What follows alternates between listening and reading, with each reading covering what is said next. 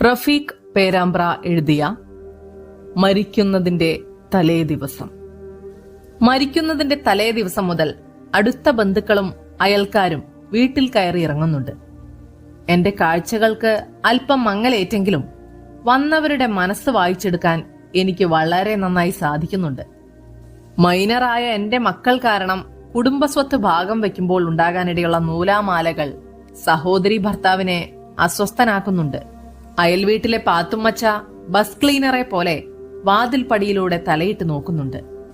മറ്റന്നാൾ നടക്കേണ്ട മകന്റെ മകളുടെ കല്യാണം കുളമാവുമോ എന്നുള്ള ഒരു ചിന്ത ഇല്ലാതില്ല.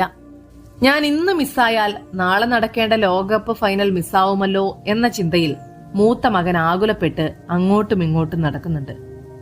മൂത്ത സഹോദരിക്ക് ഞാൻ പണ്ടെപ്പോഴോ കൊടുക്കാനുള്ള പണം പോർച്ചിലെ സ്വിഫ്റ്റ് കാറിൽ തട്ടിക്കിഴിക്കണമെന്ന് മനസ്സിൽ പ്രതിജ്ഞ എടുത്ത് എന്റെ അരികിലിരിപ്പുണ്ട്. വീട്ടിനടുത്തുള്ള സൂപ്പർ മാർക്കറ്റിലെ മാനേജർ പലവ്യഞ്ജനങ്ങൾക്ക് ഓഫർ ഉണ്ടെന്നും മരണാനന്തര ചടങ്ങുകൾക്കുള്ള സാമഗ്രികൾ എത്തിയിട്ടുണ്ടെന്നും പറയാതെ പറയുന്നുണ്ട്.